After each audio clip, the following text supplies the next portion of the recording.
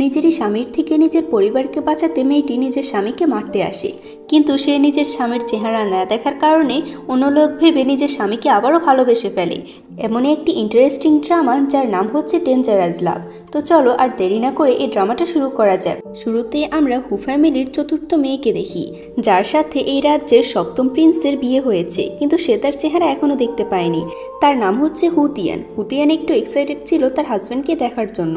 তখন ওখানে সপ্তম প্রিন্স সুইয়ান লি আসে, যার হাতে একটা রিং আর একটি ছুরি ছিল। হুতিয়ান তার চেহারা দেখার আগেই সুইয়ান লি একটি কাপড় দিয়ে তার চোখ বেঁধে ফেলে। এর জন্য হুতিয়ান তার চেহারা দেখতে পায় না। আর হঠাৎ করে সুইয়ান লি তাকে কিস করতে থাকে। সে বলে সে এটার জন্য প্রস্তুত নয়, কিন্তু সুইয়ান লি তার কথা একদমই শোনে না। এরপর সে তাকে বলে আজকে হু ফ্যামিলির প্রত্যেকটা সদস্যকে মেরে ফেলা হয়েছে। হঠাৎ করে সুইয়ান লির মুখে এই কথা শুনে হুতিয়ান তো বিশ্বাস করতে পারছে না যে এক নিমিষে তার পরিবারের সমস্ত মানুষগুলোই মারা গিয়েছে। সে তখন খেয়াল করে সুইয়ান লির মুখের এক্সপ্রেশনটা একদমই বদলাচ্ছে না। সে তখন বুঝতে পারে এই সমস্ত কিছুই আসলে সুইয়ান লি করেছে। তাই সে তাকে মারতে চায় তার হেয়ার পিন দিয়ে, কিন্তু তার আগে সুইয়ান লি সে ছুরিটা দিয়ে তাকে আঘাত করে আর সে ওখানেই মারা যায়। তখনই হুতিয়ানের ঘুম ভেঙে যায়। সে এতক্ষণ গেম খেলতে খেলতে ঘুমিয়ে গিয়েছে। আর ঘুমের মধ্যে হুতিয়ান এই স্বপ্নটা দেখেছে। সে সেই গেম মাস্টারকে বলে আমি কি এটা ফিউচার দেখেছি? সে তখন হ্যাঁ বলে।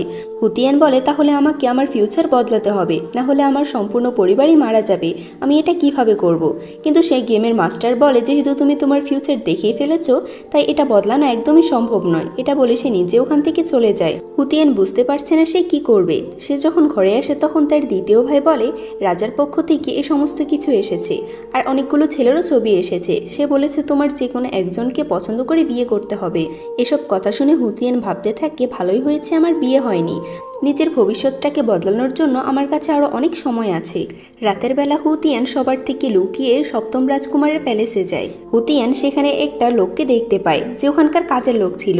ওখানে থাকা একটা মেয়ের সাথে সে অনেক খারাপ আচরণ করছিল। হুতিয়ান তার হাতে ঠিক একই রকমের রিং দেখে। এটা দেখে সে বুঝতে পারে এটাই হয়তো সপ্তম রাজকুমার হবে। সে কাজের লোকটার নাম ছিল শিয়া। শিয়া যখন কিছুর আওয়াজ শুনতে পায় তখন সে নিজের তলোয়ার নিয়ে ওখান থেকে যেতে থাকে।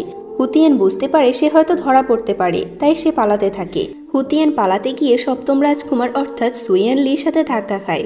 তাকে দেখে সুইয়ান লি মনে মনে ভাবে তিয়ান তিয়ান এটা তো তুমি। তখনই আমাদের একটা ফ্ল্যাশব্যাক দেখানো হয়। 3 বছর আগে সুইয়ান লি যখন আহত হয়ে পড়েছিল তখন হুতিয়ানই তাকে সাহায্য করেছে। তার গলায় তখন হুতিয়ান চাকু ধরে বলে আমাকে সাহায্য করো। শিয়া যখন ওখানে আসে তখন সে সুইয়ান লিকে জিজ্ঞেস করে এখানে কোনো মেয়ে এসেছিল কিনা, কিন্তু সে এটাতে না করে দেয়। ওখানে পানি পড়ে থাকায় সে কাজের লোকটা বলে তার জুতাগুলো সাফ করে দিতে। সুইয়ান লি চুপচাপ সেটাই করে। শিয়া তখন ওকে একটা লাথি মেরে ওখান থেকে চলে যায়। তখন আমরা জানতে পারি সুইয়ান লি আগে একজন রাজকুমার ছিল, কিন্তু কিছু একটা হয়েছে যার কারণে তার রাজকুমারের পদটা ছিনিয়ে নেওয়া হয়েছে। আর এ কারণে তার কাজের লোকও তার সাথে এতটা খারাপ আচরণ করছে। দূর থেকে এসব হুতিয়ানও দেখছিল। সে এরপর তার কাছে এসে বলে এই সপ্তম রাজকুমার আসলেই অনেক খারাপ। মানলাম তুমি তার কাজের লোক, কিন্তু তারপরও সে তোমার সাথে এতটা খারাপ আচরণ কিভাবে করে? তার কথা শুনে সুইয়ান লি বুঝতে পারে তিয়ান তিয়ান তাকে সেই কাজের লোকটা ভেবে নিয়েছে। এটা জেনেও সুইয়ান লি তার সেই ভুল ধারণাটা ভাঙায় না। হুতিয়ান তার নাম জিজ্ঞেস করলে সে বলে আমি হচ্ছি সপ্তম রাজকুমারের কাজের লোক। হুতিয়ান বলে সপ্তম রাজকুমার আসলেই অনেক খারাপ। আমি তো এখানে তার থেকে রিভেঞ্জ নিতে এসেছি, কারণ সে আমার পুরো পরিবারকে মেরে ফেলেছে। সুইয়ান লি অবাক হয়ে ভাবতে থাকে ওর পরিবারটা এখনো বেঁচে আছে, তাহলে আমি কিভাবে ওর পরিবারকে মেরে ফেললাম? হুতিয়ান বলে 3 বছর আগে আমি আর আমার ভাই যখন রাজার জন্মদিনে এসেছিলাম তখন সপ্তম রাজকুমার কিছু লোকদের নিয়ে এসেছিল সে যেন রাজাকে মারতে পারে, কিন্তু তার কপাল খারাপ হওয়ার কারণে সে রাজাকে মারতে পারেনি। আর এজন্যই রাজা তাকে তার রাজকুমারের পদটা নিয়ে নিয়েছে আর তাকে একজন সাধারণ মানুষ বানিয়ে দিয়েছে। সপ্তম রাজকুমার বলে তুমি হয়তো ভুল শুনেছ। সে তার বাবাকে মারতে চায়নি, বরং কেউ তো তাকে ফাঁসিয়েছে। আর তোমাকে দেখে মনে হচ্ছে না যে তুমি সপ্তম রাজকুমারকে পছন্দ করো। হুতিয়ান বলে আমি ওকে শুধু পছন্দ করি না, বরং আমি ওকে তো সব থেকে বেশি ঘৃণা করি। মানুষকে আঘাত করতে ও 2 মিনিট পর্যন্ত ভাবে না। আর সব থেকে খারাপ রাজকুমার হচ্ছে সপ্তম রাজকুমার। শত্রুর সামনে শত্রুর নামে বদনামি করছে। যাই হোক সুইয়ান লি তাকে তার টোকেন দেয় যাতে সে এই প্যালেসে খুব সহজে আসতে পারে। এটা দেখে হুতিয়ান তাকে ধন্যবাদ জানায় আর বলে আমি একদিন না একদিন তোমাকে এই সপ্তম রাজকুমারের কারাগার থেকে অবশ্যই মুক্ত করব। এরপর আমরা কাজের লোক শিয়াকে দেখি। সে তার মাস্টারের সামনে গিয়ে বলে সুইয়ান লি যখন রাজকুমার ছিল তখন আপনার সাথে তো তার একদমই বনাবনি হতো না। সে সবসময় এই রাজ্যের শান্তি চাইতো আর সবসময় আপনার সাথে ঝগড়া করত। রাজা এখন তাকে শুধুমাত্র একজন সাধারণ মানুষ বানিয়ে দিয়েছে, তাই আমরা কি তাকে এবার টক্কর দিতে পারি না? কেননা সে তো সবসময় আপনার কাছে বাধা দিত। তার মাস্টার তখন বলে সে প্রথমত একজন রাজকুমার, যদিও রাজা তাকে কিছু সময়ের জন্য সাধারণ মানুষ বানিয়ে দিয়েছে, তাই আমরা তাকে সহজে মারতে পারি না। এই মাস্টারের কথা আমরা পরেই জানতে পারবো। হুতিয়ান যখন নিজের বাড়িতে আসে তখন তার বড় ভাই আসে, যে এই রাজ্যের জেনারেল তিয়ানবু। হুতিয়ান তার বড় ভাইকে দেখে অনেক ভয় পেয়ে যায়। তিয়ানবু এই ছবিটা দেখিয়ে বলে এই ছেলেটা কে? হুতিয়ান বলে এটা হচ্ছে সপ্তম রাজকুমার। তিয়ানবু বলে আমি কিছুদিনের জন্য বাহিরে গিয়েছি আর তোমাকে ছেলে পছন্দ করতে দেওয়া হয়েছে, তার মানে কি তুমি এই লুজারটাকে পছন্দ করবে? তোমার জন্য অনেকগুলো পরিবার থেকে ভালো ভালো সম্বন্ধ আসছে, তাই তুমি ওদের দিকে খেয়াল করো। তখন ওখানে রাজার একজন লোক আসে, সে রাজার দেওয়া একটি নোটিশ পড়ে শোনায়। তিয়ানবু যেহেতু জেনারেল হওয়ার পর থেকে সমস্ত ভালো কাজ করছে আর অনেকগুলো যুদ্ধ জয় করেছে, এজন্য রাজা তাকে অনেকগুলো স্বর্ণ দিতে চায়। হুতিয়ান বুঝতে পারে তার ভাই যদি এই স্বর্ণগুলোকে অ্যাকসেপ্ট করে তখন অবশ্যই তার বিয়ে সপ্তম রাজকুমারের সাথে হতে হবে, আর যদি একবার সপ্তম রাজকুমার তাকে বিয়ে করে নেয় তখন অবশ্যই তো সপ্তম রাজকুমার তার পুরো পরিবারকে মেরে ফেলবে। হুতিয়ান সে লোকটাকে বলে আমরা রাজার থেকে কোনো স্বর্ণ চাই না, বরং রাজা যদি আমাদেরকে এই কাজের জন্য রিওয়ার্ড দিতে চায় তাহলে আমাদেরকে যেন একটা সাধারণ পরিবারের মতো বাঁচতে দেওয়া হয়। তার কথাতে তিয়ানবু অনেক বেশি অবাক হয়। সেই লোকটা তখন বলে রাজা অবশ্যই জানতো আপনারা এই ফরমানটা অ্যাকসেপ্ট করবেন না, তাই সে আপনাদের জন্য আরেকটা নোটিশ দিয়েছে। তা হচ্ছে জেনারেল তিয়ানবুর প্রমোশন করানো হবে। সে এখন থেকে এই রাজ্যের গ্র্যান্ড জেনারেল, যার কাছে সম্পূর্ণ মিলিটারিদের পাওয়ার থাকবে। এটা দেখে তো প্রত্যেকটা ভাই অনেক খুশি হয়, কিন্তু হুতিয়ান তো একদমই খুশি ছিল না। হুতিয়ান তার ভাইদের বলে আমি চাই তুমি এখনই রাজার কাছে যাও আর গিয়ে বলো তার পরিবারকে যেন একটা সাধারণ পরিবার বানিয়ে দেয়, আর আমাদের কোনো মিলিটারি পাওয়ারেরও প্রয়োজন নেই। হুতিয়ানের এই তিনবারে এক ভাইও এটাতে রাজি ছিল না। হুতিয়ান তখন বলে তোমরা যদি এভাবে প্রমোশন হতে থাকো তাহলে অবশ্যই একদিন না একদিন সুয়ানলি আমাদের পরিবারটাকে মেরে ফেলবে। এটা শুনে তারা তিনজনই অবাক হয় আর বুঝতে পারে তার বোনের হয়তো মাথায় কিছু সমস্যা হয়েছে, তাই তারা তাকে বলে তুমি কিছুদিন রেস্ট নাও, হয়তো তুমি কিছু স্বপ্ন দেখেছো। এটা বলে ওরা চলে যায়। হুতিয়ান বুঝতে পারে তার ভাইদের আর পরিবারকে বাঁচানোর জন্য তাকে কিছু বের করতে হবে, তাই সে তখন সুয়ানলির কাছে চলে যায় আর তাকে পয়জন দিয়ে বলে এই নাও পয়জন, এটা দিয়ে তুমি সপ্তম রাজকুমারকে মেরে ফেলো, তাহলে তুমি তার অত্যাচার থেকে বাঁচতে পারবে আর আমিও আমার পরিবারকে বাঁচাতে পারবো। সে তো এটা দেখে অনেক অবাক হয়, আর আমার এই অংশটাই তো সব থেকে বেশি হাস্যকর লেগেছে। সে তো সপ্তম রাজকুমারের হাতে সপ্তম রাজকুমারকে মারতে চায়। যাই হোক, সে বলে আমি কোনো রাজকুমারকে মারতে পারবো না। আর তুমি তাকে কেন মারতে চাও? তোমার পুরো পরিবারই তো এখনো বেঁচে আছে, তাহলে তুমি তার থেকে কি প্রতিশোধ নিতে চাও? হুতিয়ান বলে রাজা তাকে কিছু সময়ের জন্য একজন সাধারণ মানুষ বানিয়ে দিয়েছে, কিন্তু সে যখন নিজের পাওয়ার আবারও ফিরে পাবে তখন সে অবশ্যই আমার পুরো পরিবারকে মেরে ফেলবে। যদি এর আগে আমি তাকে মারতে পারি তাহলে আমি আমার পরিবারকে বাঁচাতে পারবো। সুয়ানলি তখন আর কোনো কথা বাড়ায় না। সে এরপর পয়জনটা নিয়ে শিয়ার কাছে যায় আর তাকে বলে আমি তোমার এই কাপটাতে পয়জন মিশিয়ে দিয়েছি। শিয়া বলে তোমার মতো একজন লুজার চায়ের মধ্যে বিষ মিশিয়ে আমাকে খাওয়াবে, এটা তো কখনোই হবে না। এটা বলে সে তাকে মারতে চায়, কিন্তু সুয়ানলি তার হাত শক্ত করে ধরে বলে ওই দিন রাজাকে মারার জন্য ওই লোকগুলোকে কে এনেছিল? আমি জানি এটা অবশ্যই তোমার মাস্টার হবে। তার চেহারা দেখে আমরা বুঝতে পারি সুয়ানলি আসলে অনেক রুড একটা পার্সন। এই দৃশ্যগুলো তো তখন ওই মেয়েটাও দেখছিল। এরপর আমরা কিছু সৈনিককে দেখি যারা কিনা হুতিয়ানকে অ্যারেস্ট করতে এসেছিল। তার ভাইয়েরা যখন এর কারণ জিজ্ঞেস করে তখন তারা বলে শিয়াকে মারার জন্য হুতিয়ানকে অ্যারেস্ট করা হচ্ছে। এটা শুনে হুতিয়ান বুঝতে পারছে না সে কি করবে, কারণ সে তো সপ্তম রাজকুমারকে মারতে চাইছিল, কিন্তু এখন তো শিয়া নিচে মরে গেল। আসলে সপ্তম রাজকুমারকে সে শিয়া ভাবছে, এজন্যই তার অনেক খারাপ লাগছিল। সে যখন রাজমহলে যাচ্ছিল তখন সপ্তম রাজকুমার তার কাছে আসে। তাকে দেখে হুতিয়ান যেন একটু স্বস্তি ফিরে পায়, কারণ সে দুবার তার সাথে দেখা করলেও সে তাকে একটু পছন্দ করে ফেলেছে। সুয়ানলি বলে আমি সে পয়জনটা দিয়ে তাকে মারতে চেয়েছিলাম, কিন্তু তার আগে আমি দেখি তাকে কেউ মেরে ফেলেছে। যেহেতু আমি তার কাজের লোক তাই সবাই আমার পিছু করছে। তার কথা শুনে হুতিয়ান অনেক খুশি হয় আর বলে যাই হোক, তুমি তাকে মারোনি, এটাতে অনেক ভালো হয়েছে। কোনো অন্য একজন মানুষ ওকে মেরেছে। যেহেতু সপ্তম রাজকুমার মারা গিয়েছে তার মানে আমার ফ্যামিলিও এখনো সেফ আছে।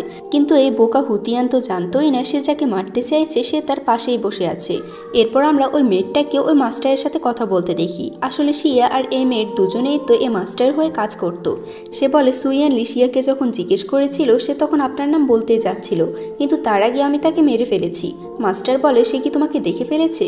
মেয়েট বলে না, সে আমার চেহারা দেখতে পায়নি, কিন্তু কয়েকদিন ধরেই হুতিয়ান সুয়ানলির সাথে বেশি বেশি দেখা করছে। এই কথা শুনে তো সে অনেক রেগে যায়। তখন আমরা তার ফেস দেখতে পাই আর এটা দেখে বেশি অবাক হয়েছে এটা আর অন্য কেউ নয় বরং হুতিয়ানের বড় ভাই তিয়ানবু। অন্যদিকে আমরা হুতিয়ানকে দেখি যে সুইয়ানলির কাটা স্থানে মেডিসিন লাগিয়ে দিচ্ছিল। তার শরীরে এতগুলো কাটা দাগ দেখে তার অনেক খারাপ লাগে আর বলে, যেহেতু সুইয়ানলি মারা গিয়েছে তাহলে অবশ্য তুমি এখন মুক্ত। এবার তুমি নিজের লাইফটাকে খুব ভালোভাবে এনজয় করতে পারবে আর ততদিন পর্যন্ত তুমি আমার সাথে থাকতে পারো। এটা শুনে সুইয়ানলি তাকে ধন্যবাদ জানায়। তার এতটা খুশি দেখে সুইয়ানলি বলে, যদি সপ্তম রাজকুমার আবারও ফিরে আসে তাহলে তুমি কি করবে? হুতিয়ান বলে, মৃত মানুষ কখনো জীবিত হয়ে ফিরে আসতে পারে না, আর যদি সপ্তম রাজকুমার ফিরেও আসে তাহলে আমি আবারও তাকে পয়জন দিয়ে মেরে ফেলবো। তখন সেখানে তার বড় ভাই চলে আসে আর বলে, হুতিয়ান তুমি এসব কি করছো? তখন সে এখানে সুইয়ানলিকে দেখতে পায় আর তাকে সপ্তম রাজকুমার বলে সম্মান জানায়। এটা দেখে তো সে যেন আকাশ থেকে পড়ে, যে সে এতদিন যাকে মারতে চেয়েছিল সে সপ্তম রাজকুমার ছিল না, বরং তার কাজের লোক ছিল। হুতিয়ান সুইয়ানলিকে কিছু বলার আগে সুইয়ানলি তাকে অজ্ঞান করে দেয়। এদের দুজনের চেহারা দেখে বোঝাই যাচ্ছে তারা দুজনে দুজনের সিক্রেট সম্পর্কে জানে আর একে অপরকে ঘৃণা করে। আর সেদিনই তাদের দুজনের বিয়ে হয়ে যায়। বিয়ের প্রথম রাতে সুইয়ানলি তার কাছে এসে বলে, তুমি আমাকে এতটা ঘৃণা কেন করো? সে তার উপর রাগ দেখিয়ে বলে, যেহেতু তুমি আমাকে এতটা ঘৃণাই করো তাই আমি তোমার পুরো পরিবারকে শেষ করে দেব, আর এই শুরুটা আমি তোমাকে দিয়ে করব। সে যখনই তাকে মারতে যাবে তখন হুতিয়ানের ঘুম ভেঙে যায়। এটা আসলে তার স্বপ্ন ছিল। তার মেজো ভাই বলে, তুমি এতক্ষণ ধরে শুধুমাত্র সুইয়ানলির কথাই বলছো, তুমি কি তাহলে তাকে স্বপ্নে দেখেছো? সে তাকে এ ব্যাপারে কিছুই বলে না। অন্যদিকে আমরা এদের দুজনকে দেখি যারা শান্তিতে বসে কথা বলছিল। আসলে দুজনে দুজনকে চিনে, কিন্তু অনেকদিন পর তারা দুজনে একসাথে বসেছে। তখনই ওখানে হুতিয়ান আসে আর সুইয়ানলির গলায় তলোয়ার ধরে বলে, সে আমাদের পুরো পরিবারকে মেরে ফেলবে, তাই আমাদের উচিত তাকে আগেই মেরে ফেলা। তার বড় ভাই এটা শুনে অনেক অবাক হয় আর তাকে ধমকিয়ে বলে তলোয়ার যেন নিচে নামায়। সুইয়ানলি তার কাছে ক্ষমা চায় তার পরিচয় গোপন করার জন্য আর বলে, আমি জানি আমি মিথ্যে বলেছি, কিন্তু তোমার পরিবারের ক্ষতি করার কোনো উদ্দেশ্যই আমার ছিল না। কিন্তু হুতিয়ান তার একটা কথাও শোনে না আর তাকে তলোয়ার দিয়ে আঘাত করে। তার ভাই তো তখন এটাতে অনেক বেশি শকড হয়ে যায়। সুইয়ানলি রক্তাক্ত অবস্থায় ওখানে অজ্ঞান হয়ে পড়ে। হুতিয়ানের মেজো ভাই তখন তাকে রুমে বন্দি করে ফেলে।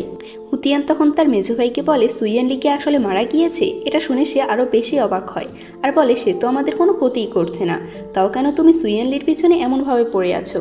সুইয়ানলির যখন জ্ঞান ফিরে তখন তার ক্ষতস্থানে মেডিসিন লাগিয়ে দেওয়া হয়েছে। তিয়ানবু তখন তার কাছে এসে বলে, আমি জানি না আমার বোনের হঠাৎ করে কি হয়েছে, কিন্তু তার পক্ষ থেকে আমি আপনার কাছে ক্ষমা চাই। সুইয়ানলি বলে, আমি তো এখানে হুতিয়ানের মিসআন্ডারস্ট্যান্ডিংগুলো ঠিক করতে এসেছি, কিন্তু আমি জানি না যে পরিস্থিতি এতটা খারাপ হয়ে যাবে। আর সে বলে সে যেন হুতিয়ানকে বেশি বকাবকি না করে। এটা শুনে তিয়ানবু তাকে ধন্যবাদ জানায়। সুইয়ানলি বলে, 3 বছর আগে রাজার উপর কেউ হামলা করার কারণে সমস্ত দোষ আমার উপরে কেউ দিয়ে দিয়েছে। আমি সেই হামলাকারীকে ধরতে চাই। আমি আমার রাজকুমারের পদটা ফিরে পেতে চাই। এর মধ্যে আমি হুতিয়ানকে জড়াতে চাইনি, তাই আমি তাকে মিথ্যে বলেছি। অন্যদিকে আমরা হুতিয়ানকে দেখি তার মেয়ের যখন তাকে খাবার দিতে আসে তখন সে একটা কন্টাক্ট তার সামনে রাখে আর বলে, তুমি যদি আমাকে এখান থেকে বের করতে পারো তাহলে আমার জন্য যে খাবারগুলো আসে সমস্ত খাবারগুলো তুমি খেতে পারো আর যত ইচ্ছে তুমি ড্রিঙ্ক করতে পারো। কিন্তু সে মেয়েটা তো এটাতে রাজি হয় না আর বলে, তিয়ানবু এখানে তোমাকে বন্দি করেছে, তার অর্ডার ছাড়া আমি তোমাকে এখান থেকে বের করতে পারবো না।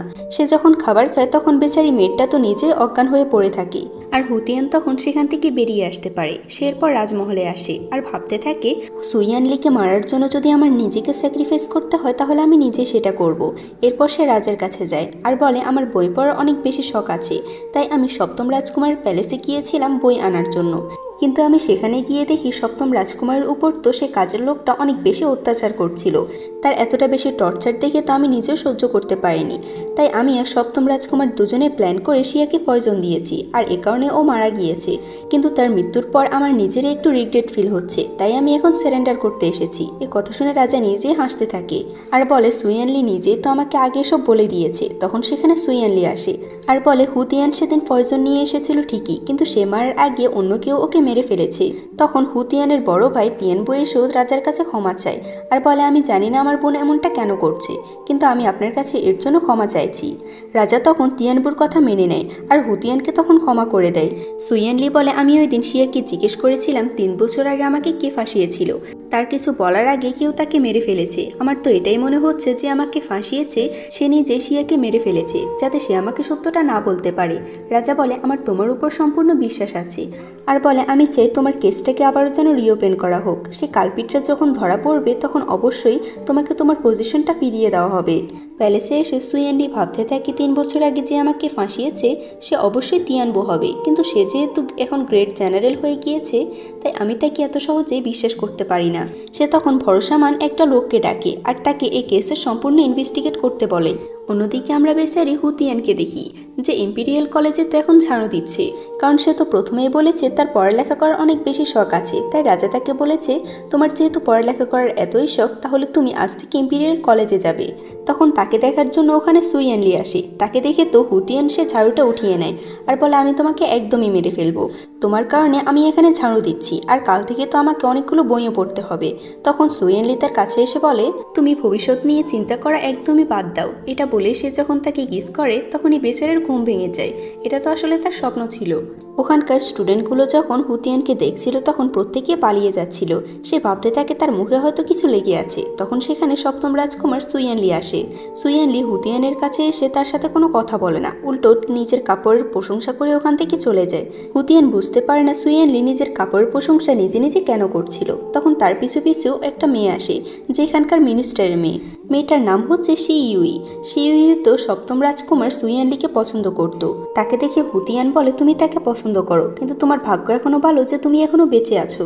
শিউই হুতিয়ানের সাথে অনেক ভালোভাবে কথা বলে, কিন্তু হুতিয়ান জানতো এ তো শুধুমাত্র ভালো হওয়ার অ্যাক্টিং করছে। ক্লাসরুমে সবাই যখন বসেছিল তখন শিউই তাদের দুজনকে দুটো ব্যাগ দেয় আর বলে এটা তাদের দুজনের ওয়েলকাম গিফট। শিউই তাকে বলে সে কি প্রিন্স সুইয়ানলিকে কোনো গিফট দেবে না।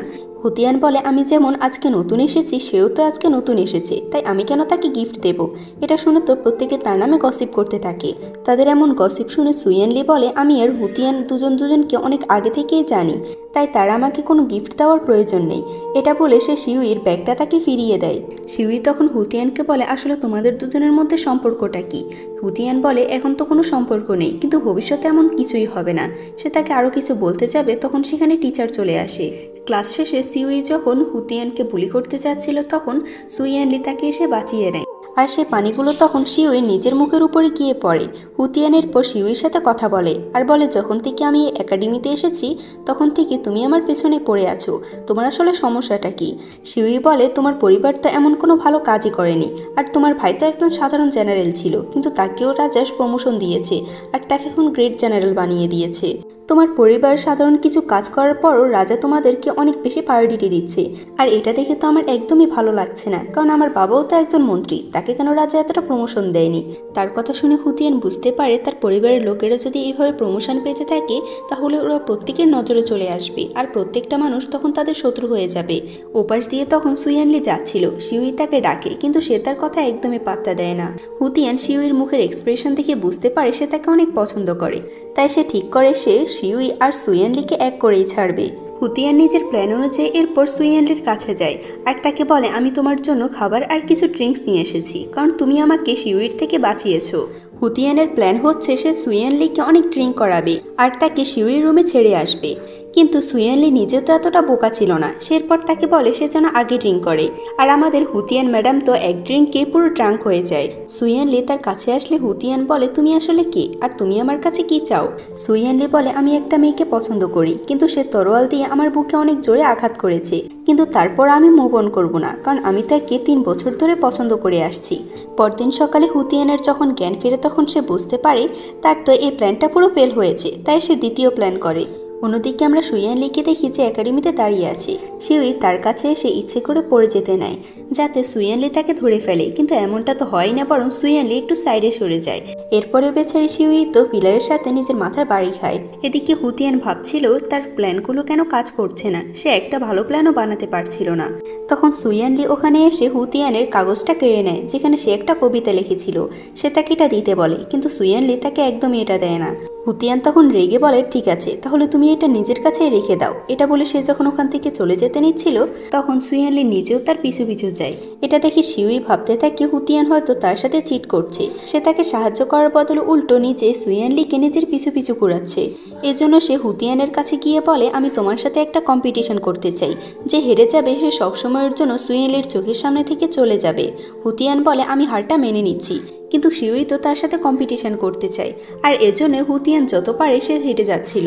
হুতিয়ান নিজের ইচ্ছে হেরে যাচ্ছিল ঠিকই, কিন্তু সে বুঝতে পারে সে যদি হেরে যায় তখন তার পরিবারকে এর জন্য সাফার করতে হবে, যে আমি একটা কম্পিটিশনও ভালোভাবে জিততে পারিনি। হুতিয়ান তখন নিজে কম্পিটিশন জেতার জন্য ডিসাইড করে, আর তখন সুইয়ানলি এসে তাকে সাহায্য করে। এটা দেখে শিউই বলে এটা তো চিট করা হচ্ছে, তুমি কেন তাকে সাহায্য করছো। হুতিয়ান বলে তুমি শুধুমাত্র কম্পিটিশনের কথা বলেছো, কিন্তু এমন তো কোনো রুল তুমি করনি যে কেউ কাউকে সাহায্য করতে পারবে না, তুমি চাইলেও কারো সাহায্য নিতে পারো। শিউই যখন বাকি স্টুডেন্টদের দিকে তাকায় তখন প্রত্যেকে তাকে না করে দেয় যে কেউই তার কম্পিটিশনে তাকে সাহায্য করবে না। তখন সেখানে হুতিয়ানের ছোট ভাই আসে আর শিউইকে বলে সে তাকে সাহায্য করবে।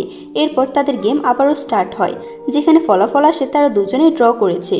হুতিয়ানের তৃতীয় ভাই প্রত্যেকটা স্টুডেন্টকে ধমকাচ্ছিল তারা যেন তার বোনকে একদমই বুলি না করে। যদি কেউ তার বোনকে জ্বালিয়েছে তাহলে চ্যান তাকে ছাড়বে না। ওখানে তখন শিউইও ছিল। সে তখন তার এতটা অ্যাটিটিউড দেখে তো তার উপর পুরো বিদায় হয়ে যায় আর চ্যানের কথা ভাবতে ভাবতে স্মাইল করে। তখন সেখানে আবারও হুতিয়ান আসে আর তাকে অনেকগুলো আইডিয়া দিতে থাকে। কিন্তু আমাদের শিউই ম্যাডামের তো আবার হুতিয়ানের ছোট ভাইকে পছন্দ হয়ে গিয়েছে, তাই সে তার কথা একদমই কান দেয় না আর ওখান থেকে চলে যায়। সে যাওয়ার পর ওখানে সুইয়েনলি আসে আর বলে এরপরে তুমি কোনো মেয়ের সাথে আমাকে জোড়ার চেষ্টা করবে না, কারণ আমি ইতিমধ্যে একজনকে ভালোবেসে ফেলেছি। হুতিয়ান বলে তাড়াতাড়ি তুমি আমাকে তার নাম বলো যাতে আমি তার সাথে তোমার মিল করিয়ে দিতে পারি। এটা শুনে তো সে অনেক রেগে যায়, কারণ সে তো হুতিয়ানকে পছন্দ করে। হুতিয়ান এরপর শিউইর মাধ্যমে জানতে পারে সুইয়েনলি তাকে পছন্দ করে। এটা শুনে তো সে অনেক অবাক হয় আর ভাবতে থাকে যে সুইয়েনলি তাকে কিভাবে পছন্দ করতে পারে। সে যখন এই সকল বিষয়ে ভাবছিল তখন চ্যান বলে আমি নিশ্চিত তুমি কোনো ছেলের ব্যাপারেই ভাবছো। সে বলে আমি ছেলের ব্যাপারে তো ভাবছি, কিন্তু সে আমাকে পছন্দ করলেও আমি তাকে পছন্দ করি না, তাহলে আমি তাকে আমার পিছু কিভাবে ছাড়াবো। চ্যান তখন তাকে কিছু আইডিয়া দেয়। পরদিন আমরা সুইয়েনলিকে দেখি যে হুতিয়ানের জন্য অপেক্ষা করছে, কিন্তু সে আজও একাডেমিতে আসেনি। এটা দেখে তো সে অনেক অবাক হয়। শিউই বলে তুমি কি বুঝতে পারছো না, সে তোমাকে পছন্দ করে না, এজন্যই তোমাকে অ্যাভয়েড করছে। তখন সেখানে হুতিয়ান আসে যে পুরোপুরি একটা ছেলের বেশে ছিল আর সবাইকে নিজের ভাই ভাই বলে ডাকছিল, পুরো একটা গুন্ডার মতো। সুইয়েনলি তো তার এই রূপ দেখে পুরোপুরি শকড। যাই হোক, তখন আমরা ফ্ল্যাশব্যাকে দেখতে পাই হুতিয়ানের ভাইয়ের যে আজারা বুদ্ধিটা ছিল সেটা হচ্ছে এটাই। সে বলে তুমি যদি তার সামনে ছেলে সেজে যাও তাহলে হয়তো তার ইন্টারেস্ট তোমার থেকে কমে যাবে, কিন্তু সুইয়েনলির উপর তো এগুলো একদমই কাজ করে না। হুতিয়ান এসে তো তার সাথে ফ্লার্ট করা শুরু করে, কিন্তু সুইয়েনলি তো কম ছিল না, সে নিজেও এরপর তার সাথে ফ্লার্ট করে আর তাকে বাহিরে এনে বলে যেহেতু আমরা দুজনে ভাই ভাই তাহলে আমরা তো হট স্প্রিং করতে পারি। যেটা শুনে তো সে অনেক অবাক হয় আর বলে আমি তোমার সাথে গোসল করতে চাই না, কিন্তু সে তো কথা মানেই না আর তাকে জোর করতে থাকে। হুতিয়ান বেচারি তো ভয়ে ওখান থেকে পালিয়ে যায়। তার সব দৌড় দেখে তো আবার সুইয়েনলি অনেক হাসছিল। এরপর হুতিয়ান যখন নিজের বাড়িতে আসে তখন সে ভাবতে থাকে আমার ছোট ভাই চ্যান তো নিজেই একটা বোকা, তাহলে আমি কিভাবে তার মতো একজন বোকার কথা শুনছি। কিন্তু হঠাৎ করে তখন একটা লোক ওর উপর অ্যাটাক করে দেয়। তাকে আঘাত করার আগে ওখানে সুইয়েনলি চলে আসে আর সে হুতিয়ানকে বাঁচিয়ে নেয়, কিন্তু লড়াইয়ের কারণে সে অনেক আঘাত পেয়েছে, তাই হুতিয়ান তাকে নিজের বাড়িতে নিয়ে যায়। এই সমস্ত অ্যাটাক আসলে তিয়ানবু করাচ্ছে।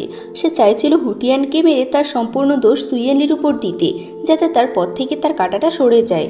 এদিকে হুতিয়ান সুইয়েনলির কাটার জায়গায় মেডিসিন লাগিয়ে দিলেও তার এখনও জ্ঞান ফিরেনি। সে এই বিষয়টা তো অনেক বেশি টেনশন করছিল।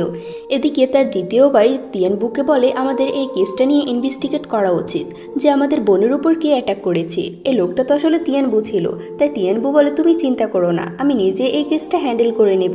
হুতিয়ান এখনও সুইয়েনলির জন্য টেনশন করছিল। তার যখন জ্ঞান ফিরে আসে তখন হুতিয়ান ওখান থেকে চলে যেতে চায়, কিন্তু সুইয়েনলি তাকে দেয় না আর বলে কিছুক্ষণের জন্য তার পাশে থাকতে।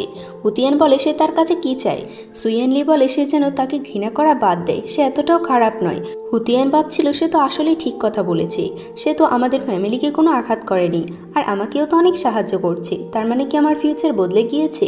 এভাবে করে কিছুদিন কেটে যায়। এরপর আমাদের 15 দিন পরের দৃশ্য দেখানো হয়, যেখানে সবাই একাডেমিতে ছিল। এখানে টিচার সবাইকে বলে এই বছরের স্প্রিং বঙ্গেট কে করবে। তার কথা শুনে প্রত্যেকটা স্টুডেন্ট তো নিজেদের মুখ লুকাতে থাকে, কারণ কেউই এটা করতে চায় না।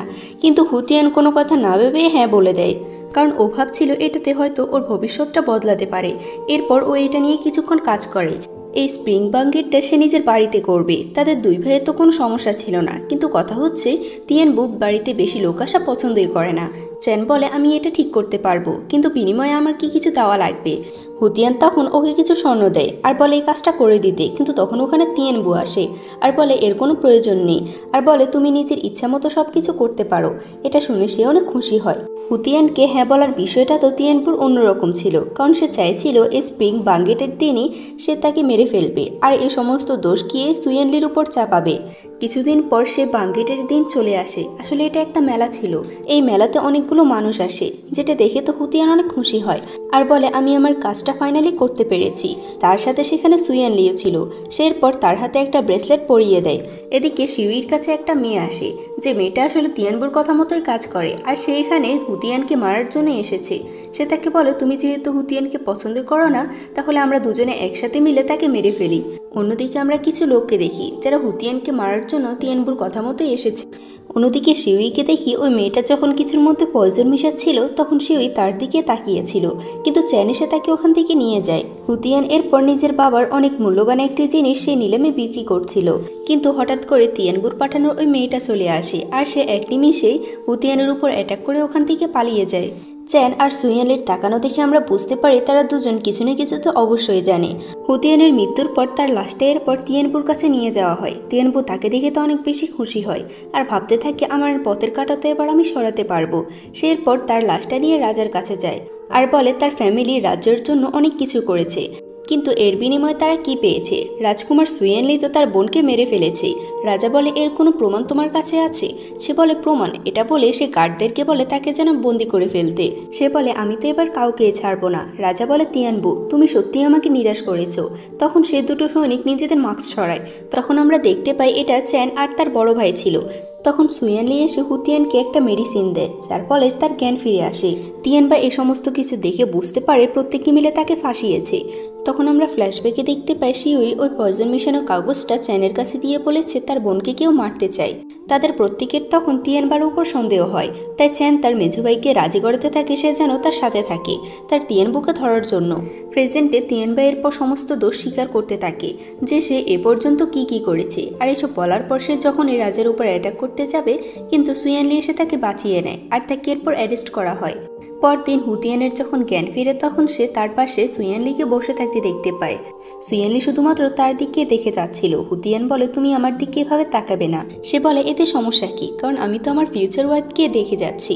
হুতিয়ান বলে, আমি তো তোমাকে প্রথম থেকে পছন্দ করতাম, কিন্তু যখন থেকে আমি জানতে পেরেছি তুমি আমার ফ্যামিলিকে ক্ষতি করবে, তখন থেকে আমি তোমাকে ঘৃণা করতে শুরু করেছি। কিন্তু তুমি তো এমনটা কিছুই করনি।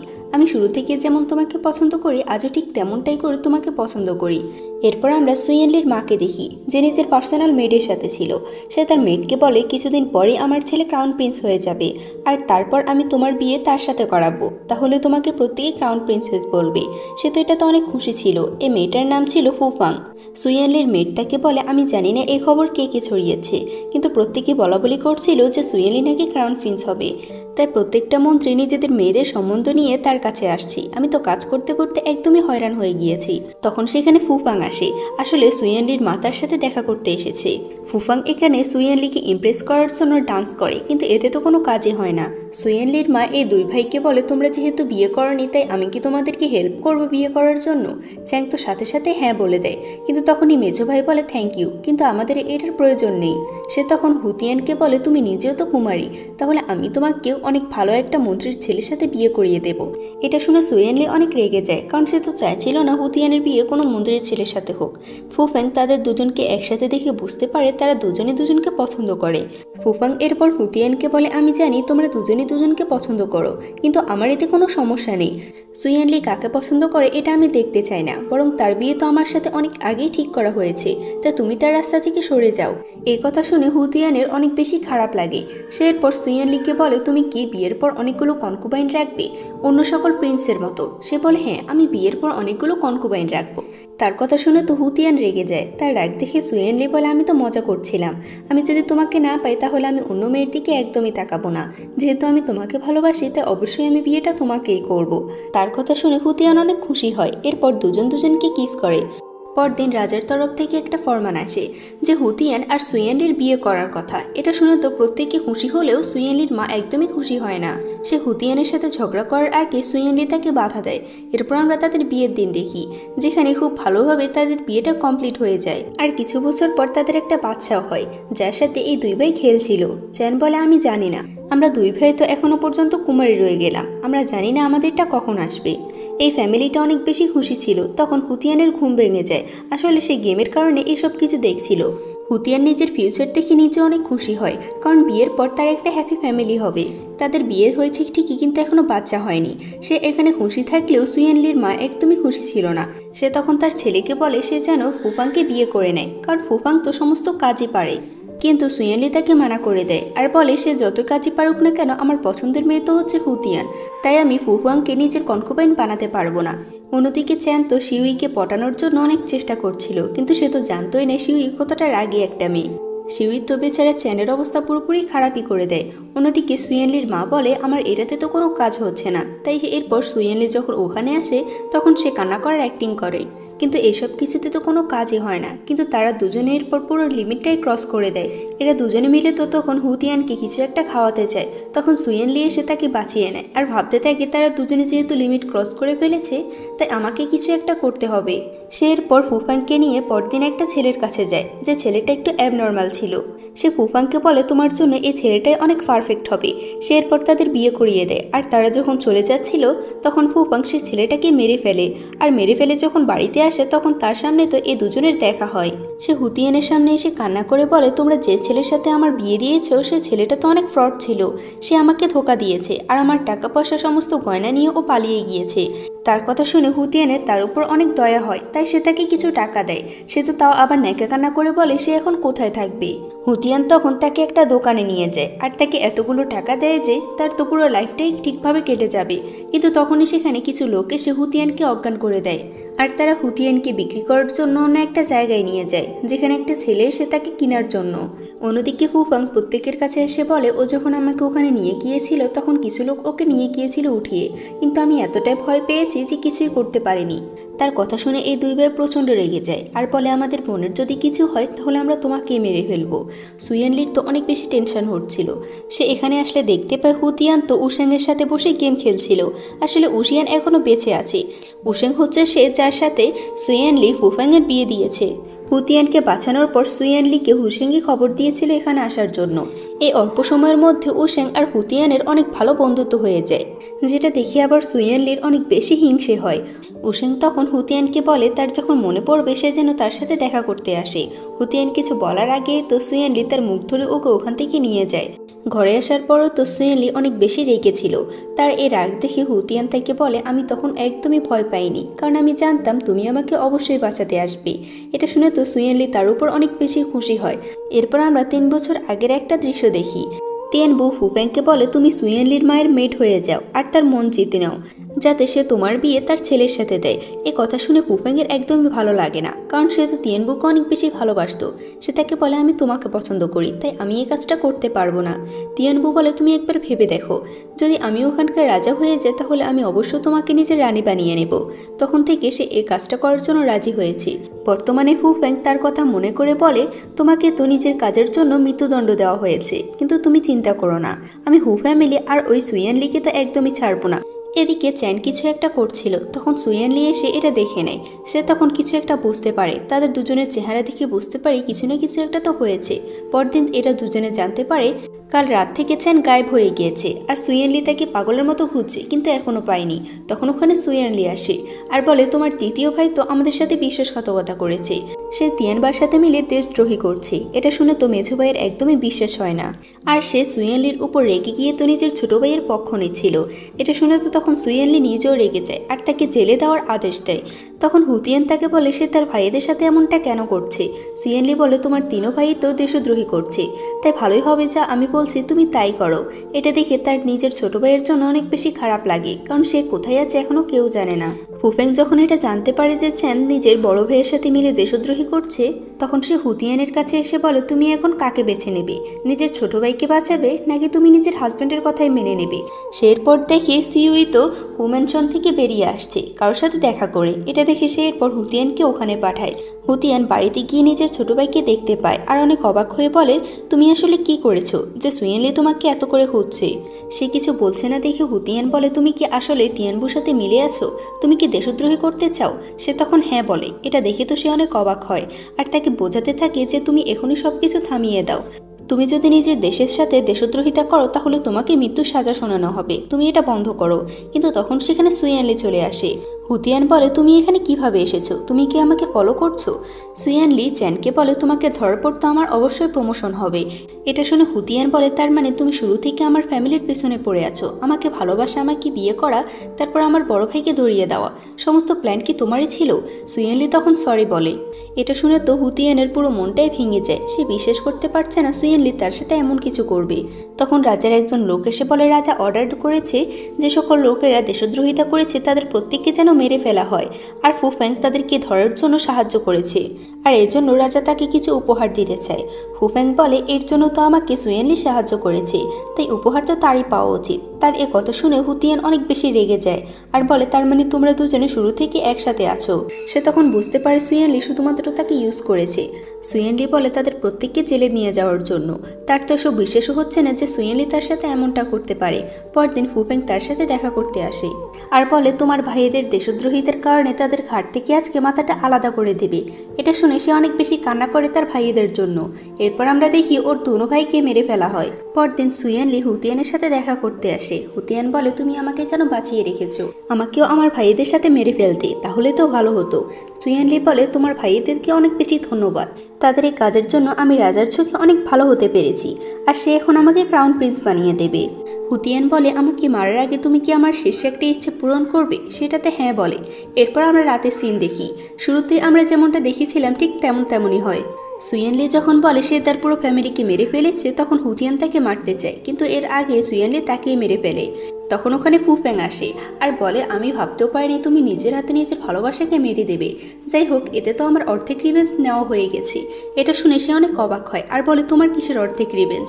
ফুফ্যাং বলে, আমি তিয়ানবুকে ভালোবাসতাম, কিন্তু তোমাদের কারণে তাকে আমার পাওয়া হলো না আর তাকে মরতে হয়েছে। এর জন্য আমি পুরো হু ফ্যামিলিকে শেষ করে দিয়েছি, এখন শুধুমাত্র তোমার পালা। তার কথাগুলো তখন রাজার এই লোকগুলো শুনতে পায় আর তারা তখনই ফুফ্যাংকে অ্যারেস্ট করে নেয়। ফুফ্যাং বলে, আমার এই কাজের জন্য আমাকে মরতে হবে আমি তা জানি, কিন্তু আমার কোনো আফসোস নেই, কারণ আমি হু ফ্যামিলির প্রত্যেকটা সদস্যকেই মেরে ফেলেছি, আর সুয়ানলির মৃত্যুর প্রতিশোধটাও তাদের থেকে নিয়ে নিয়েছি। তখন সেখানে হুতিয়ান উঠে আসে আর তার সাথে তো তখন চ্যান আর তার ভাইও ওখানে আসে। এটা দেখে ফুফ্যাং বুঝতে পারছে না যে তারা তিনজন কিভাবে বেঁচে ফিরল, আর সে তখন বলে, তোমরা তার মানে তিনজন মিলেই আমাকে ঠকিয়েছ। তাকে যখন জেলে রাখা হয়েছিল তখন সুয়ানলির মা তার সাথে দেখা করতে আসে, কিন্তু সে তো তাকে হোস্টেজ বানিয়ে বাহিরে যেতে চায় আর বলে তারা যদি তাকে যেতে না দেয় তাহলে তাকে তারা মেরে ফেলবে। সুয়ানলির মা তো এতে অনেক অবাক হয় আর বলে, আমি এই 3 বছরে তোমার সাথে অনেক অ্যাটাচ হয়ে গিয়েছি, আমি নিজের মেয়ের মতো তোমাকে ভালোবেসেছি, আর তুমি আমাকে মারতে চাইছো। যদি তুমি আমাকে কিছু বলতে চাও তাহলে নিজের মায়ের মতনই বলতে পারো। সে তখন অনেকটা ইমোশনাল হয়ে পড়ে আর বুঝতে পারে সে নিজের মায়ের মতো যাকে ভেবেছিল তার সাথে সে এতটা অন্যায় করছে। সে এতটাই রিগ্রেট ফিল করে যে নিজেই নিজেকে শেষ করে দেয়। সুয়ানলির মা তো এতে অনেক কষ্ট পায়, কারণ সে তাকে তার মেয়ের মতো ভালোবেসেছে। রাজা এরপর সুয়ানলিকে ক্রাউন প্রিন্স ঘোষণা করে দেয়। হুতিয়ান যখন এটা জানতে পারে তখন সে এতটাই শক খায় যে সে নিজে অজ্ঞান হয়ে পড়ে থাকে। তার হঠাৎ এমন অজ্ঞান হওয়া দেখে তো এই তিনজন অনেক বেশি টেনশন করছিল। তার মেয়ের এসে তখন সুয়ানলিকে কংগ্রেস জানায় আর বলে সে প্রেগনেন্ট। এটা শুনে তো তারা তিনজনে অনেক বেশি খুশি হয়, বিশেষ করে এরা দুই ভাই বলে, ফাইনালি আমরা মামা হতে চলেছি, কিন্তু আমাদেরটা এখনো তো আসেনি। এরপর আমাদের 4 মাস পরের দৃশ্য দেখানো হয়, যেখানে শিউই আর হুতিয়ান একটা মুক্তোর জন্য কাড়াকাড়ি করছিল। তখন চ্যান এসে তাকে থামায় আর তাকে অনেক বড় একটি মুক্তো দেয়। এটা দেখে শিউই হুতিয়ানকে খোঁচা মেরে বলে, তুমি দেখো তোমার মুক্তোটার থেকে তো এটা অনেক বেশি বড়। এই মুক্তোটা দেখে সে প্রচন্ড রেগে যায় আর সুয়ানলি ওখানে আসার পর তার গলায় চাকু ধরে বলে, এই মুক্তোটা তো তুমি আমাকেই দিয়েছো, তাহলে তার কাছে কিভাবে এলো? সে বলে, তোমার ভাই তো আমার থেকে কিছুক্ষণের জন্য ধার নিয়েছে। এটা শুনে শিউই তো প্রচন্ড রেগে যায় আর বলে, তুমি আমার জন্য কিনে আনতে পারোনি, উল্টো ওর থেকে ধার নিয়েছো। যাই হোক, শেষ দৃশ্যে আমরা দেখতে পাই এরা দুজনে তো তখন মাস্টারের সাথে গেম খেলছিল। মাস্টার বলে, তোমরা এই গেমের মাধ্যমে কি নিজের বাচ্চার ভবিষ্যৎ দেখতে চাও? তারা দুজনে তখন না বলে আর বলে, আমরা জানি আমাদের বাচ্চা আমাদের থেকে অনেক বেশি ভালো হবে। আর এই হ্যাপি এন্ডিংয়ের মধ্যে এই ড্রামাটা শেষ হয়ে যায়। ড্রামাটি অনেক বেশি ভালো লেগেছিল আমার কাছে, আর তোমাদের কাছে কেমন লেগেছে তা তো অবশ্যই কমেন্টে জানাবে।